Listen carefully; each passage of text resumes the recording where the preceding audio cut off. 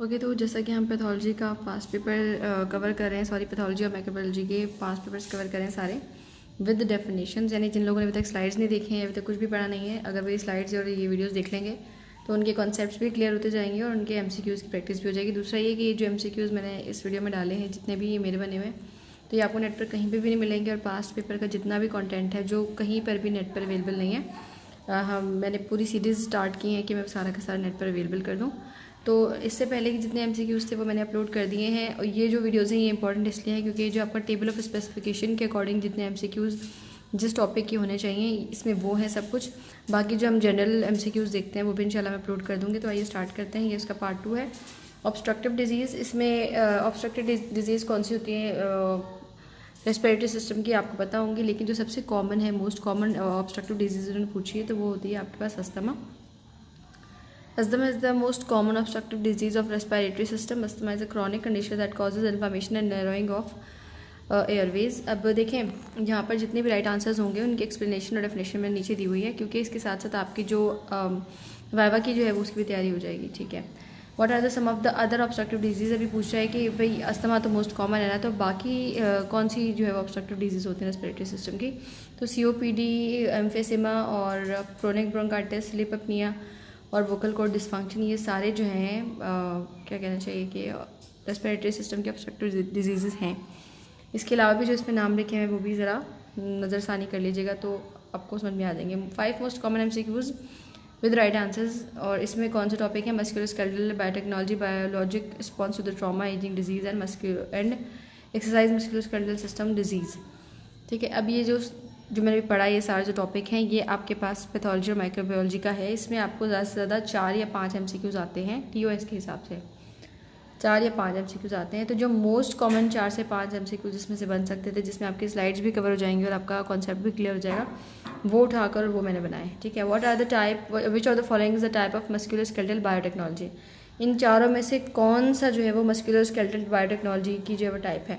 Tissue engineering, gene therapy, biomechanics and none of. Tissue engineering जो है वो आपके मस्कुलोस्केलेटल बायोटेक्नोलॉजी की टाइप है। टिश्यू इंजीनियरिंग होती क्या है, ये न्यू टिश्यू बनाने की, ऑर्गन सेल यूज़ करके प्रोटीन्स और बायोलॉजिकल मटेरियल्स इस्तेमाल करके न्यू टिश्यूज़ और फिर उनसे ऑर्गन्स बनाने का काम करती है। तो इसको हम कहते हैं tissue engineering. Tissue engineering is a type of musculoskeletal biotechnology. This tissue engineering is the process of creating new tissue और organs using cells, protein and other biological materials. ठीक है, what are the biologic response to trauma. Trauma के जो है biologic response क्या होते हैं। हमारी बॉडी साइड से बात है, हर बीमारी, हर तकलीफ के लिए जो है वो रिएक्ट करती है, कोई ना कोई रिस्पॉन्स देती है हमें शील्ड करने के लिए। तो उसमें से पूछ रहा है कि ट्रॉमा के लिए कौन सा रिस्पॉन्स है। मैं एक्सप्लेन इसलिए कर रही हूँ इतना क्योंकि मैंने कहा है जिन लोगों ने अभी तक स्लाइड्स भी नहीं देखी, बुक्स भी नहीं देखी और वो चाह रहे हैं कि उनका MCQs और पेपर क्लियर हो जाए और वाइवा भी, तो उनके लिए है ये वीडियो। तो मैं सब कुछ एक साथ एक्सप्लेन भी करती रहूँगी। Okay, body's natural response to injury. The body's natural response to injury, the body's natural response to infection, the body's natural response to inflammation, none of the above. The body's biologic response to trauma is the body's natural response to injury. Body का जो natural response है injury के लिए, जैसे कि चोट लगेगी तो क्या होता है, पहले दर्द होगा, स्वेलिंग होगी, जगह वहाँ से रेड हो जाएगी, फिर स्वेलिंग के अंदर जो है लिक्विड जो है जमा हो जाएगा। ठीक है, तो ये बॉडी का नेचुरल रिस्पॉन्स है। तो जब भी ट्रॉमा होगा, बॉडी का इंजरी वाला रिस्पॉन्स है वो आएगा, इन्फेक्शन या इन्फ्लेमेशन वाला नहीं आएगा। Okay, so the right answer is a. Another one is how does aging affect the musculoskeletal system. Musculoskeletal system पर aging किस तरीके से काम करती है। बोन्स बिकम वीकर, ये भी सही है। मसल्स बिकम वीकर, ये भी सही है। द जॉइंट्स बिकम स्टिफर, ये भी सही है। या ऑल ऑफ अबव। तो ऑल ऑफ अबव जो है वो सही रहेगा क्योंकि एजिंग में क्या होता है कि बोन्स वीक हो जाते हैं, मसल्स भी वीक हो जाते हैं और जॉइंट भी स्टिफ हो जाते हैं। What are the disease that can affect the musculoskeletal system. कौन सी डिजीज़ हैं जो मस्कुलोस्केलेटल सिस्टम को इफेक्ट कर सकती हैं। तो अर्थराइटिस, ऑस्टियोआर्थराइटिस, रिमेटॉइड अर्थराइटिस और फिब्रोमाइल्जिया। ओके, तो ऑल ऑफ अबव होंगे क्योंकि तो सारे ही मतलब राइट ऑप्शन है। यहाँ पे गलती से नॉन ऑफ अबव लिखा है, ऑल ऑफ अबव होगा। ठीक है, क्योंकि जितनी भी डिजीज़ हैं मस्कुलोस्केलेटल सिस्टम की, ऑस्टियोआर्थराइटिस, रिमेटॉइड अर्थराइटिस और फिब्रोमाइल्जिया, वो सब इसमें लिखी हुई हैं। Okay, how does exercise affect the musculoskeletal system. Musculoskeletal system पर एक्सरसाइज किस तरीके से अफेक्ट करती है। एक्सरसाइज करने से बोन्स भी स्ट्रॉन्ग होते हैं, मसल भी स्ट्रॉन्ग होते हैं और फ्लेक्सिबिलिटी भी जो है वो मजीद इंप्रूव हो जाती है। तो इसका आंसर है ऑल ऑफ अबव। फिर भी मैंने इसकी डेफिनेशन लिख दी थी, exercise can improve the musculoskeletal system in number of ways. Exercise can help to strengthen the bones, strengthen the muscles and strengthen and improve flexibility. Okay, अच्छा जी, ये जो आपका टॉपिक था मेटाबॉलिक डिसऑर्डर्स, जिसमें से 4% MCQs आने थे अकॉर्डिंग टू द TOS, तो वो मैंने 4 ही उठाए हैं जो हर साल ही आते हैं, वो उठा के एज इट इज़ टॉपिक मैंने उठाए हैं और एज इट इज़ उसमें से जो सवाल बन सकते थे मोस्ट कॉमन वो इसमें लिख दिए हैं। तो लाजमी ये लगते हैं, नहीं तो इसको दूसरे तरीके से दे देंगे, लेकिन टॉपिक यही होगा। विच of the following is the most common metabolic bone disease? सबसे कॉमन मेटाबॉलिक बोन डिजीज़ कौन सी है? मेटाबॉलिक उस प्रोसेस को कहते हैं जिसमें तोड़ फोड़ होती हो, ठीक है। ऑस्टियोपोरोसिस में क्या होता है, हमारा बोन ड्राई होता है, फिर उसके अंदर बोन जो है वो टूटना शुरू हो जाता है, गलना शुरू हो जाता है। उसके लिए एक स्पेसिफिक टर्म यूज़ होती है, वो मैं आपको थोड़ी देर बताती हूँ।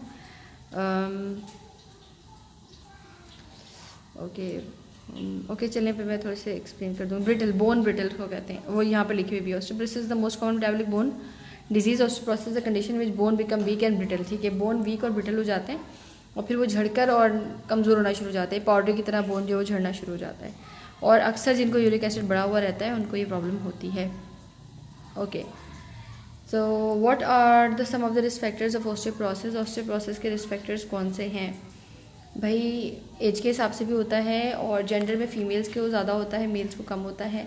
फैमिली हिस्ट्री में अगर आपको ऑस्टियोपोरोसिस चलता आ रहा है तो भी हो जाएगा। और अगर कुछ मेडिकेशंस आपने ऐसी ले ली, जैसे मैंने आपको कहा है कि अगर आपकी बॉडी में यूरिक एसिड बढ़ा रहेगा ज़्यादा अर्से तक तो भी आपको ये हो सकता है, और कुछ मेडिकल कंडीशंस की वजह से भी ऐसा हो जाता है। तो all of above are right. Some of the risk factors of osteoporosis include age, gender, family history, certain medication and certain medical conditions.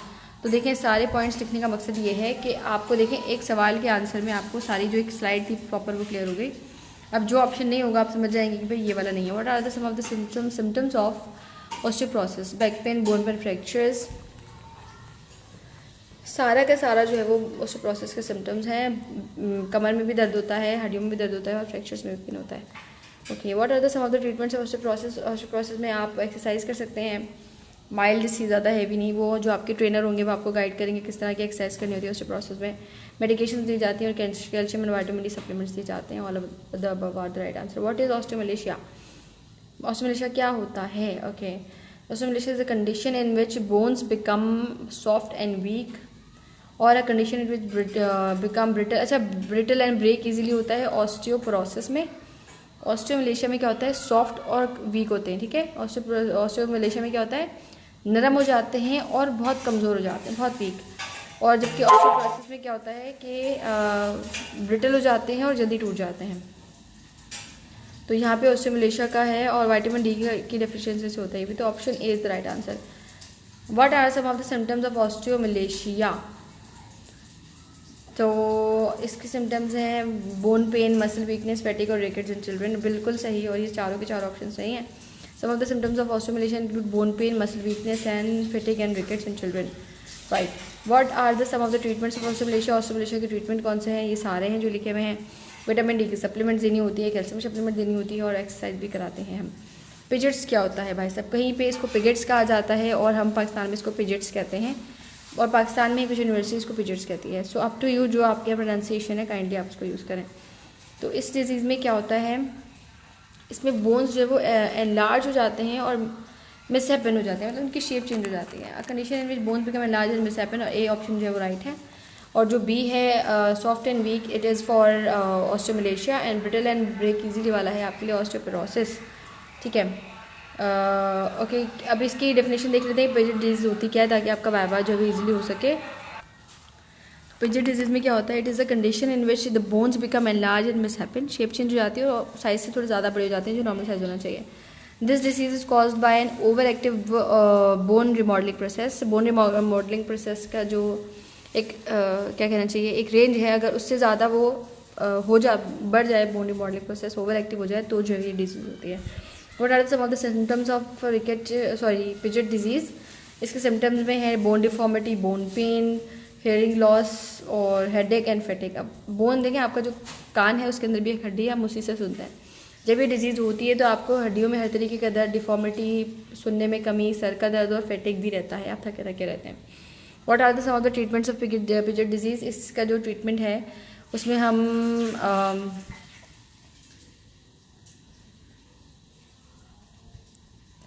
इसमें हम सर्जरी करवाते हैं, बिस्फॉस्फोनेट्स देते हैं और कैल्सिटोनिन की जो है वो सप्लीमेंट्स देते हैं। तो ये सारे राइट आंसर्स हैं। मैंने पॉज इसलिए लिया, I was taking out my glasses, थोड़ा चुभ रहे थे। Okay, here are 5 most repeated MCQs with right answers of the topic infectious disease of the musculoskeletal system. जिस टॉपिक पे मैंने 5 MCQs लिए हैं वो उसके 5 ही होने थे, जिसके मैंने 10 या 15 लिए हैं उनके 10 या 15 ही आएंगे एग्जाम्स में, क्योंकि आपके पास TOS में हर चीज़ हर टॉपिक एक्सप्लेन होता है। सारे टॉपिक्स आपने पूरे नहीं पढ़ने होते। तो जो हम कहते हैं ना वर्क स्मार्ट नॉट हार्ड, तो यहाँ वो वाला सीन है कि स्मार्टली वर्क करें, सारे टॉपिक पढ़ने बजाय TOS के हिसाब से जो टॉपिक जितना पढ़ना है उतना पढ़ें। Okay, osteomyelitis, which of the following is the most common cause of osteomyelitis? Staphylococcus orris is the most common cause of osteomyelitis. तो कौन सी वाला आपके पास वायरस है? ये बैक्टीरिया, सॉरी, तो ये स्टेफिलोकोकस है। That cause variety of infection including osteomyelitis. Osteomyelitis के पीछे ये स्टेफिलोकोकस होता है। What are the some of the risk factors of osteomyelitis? Osteomyelitis का रिस्क फैक्टर में आपके पास trauma, surgery, immuno compromise status, chronic kidney disease और डायबिटीज़ होता है। तो ये सारे ऑप्शंस ही हैं। What are the some of the symptoms of osteomyelitis? Osteomyelitis में आपका tenderness, redness, swelling, chills, fever, pen, bone pain सब कुछ हो रहा होता है। तो ये सारे ही सिम्टम्स हैं।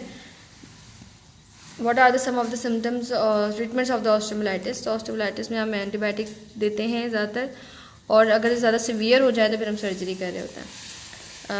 Infection of prosthesis and plants, summary of special plants for therapist. इसमें से सिर्फ 2 सवाल आने थे, हैरत की बात है, सबसे इंपॉर्टेंट ये है। फिर भी मैंने इसके सवाल रख लिए हैं और एक्सप्लेनेशन भी रख लिया है।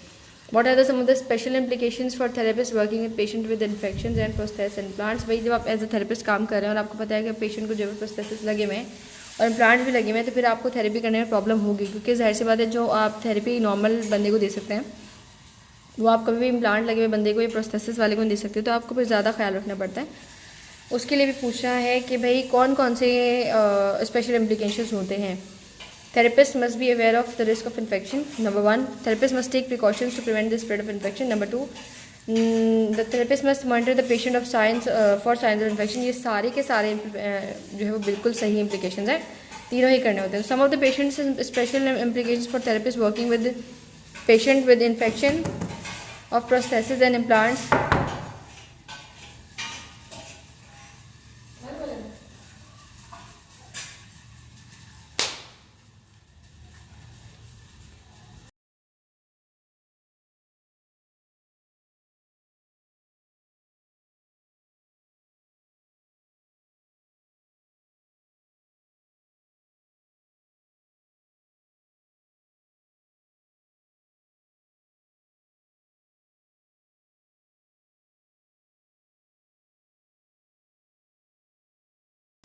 सॉरी, कोई आ गया था, सॉरी।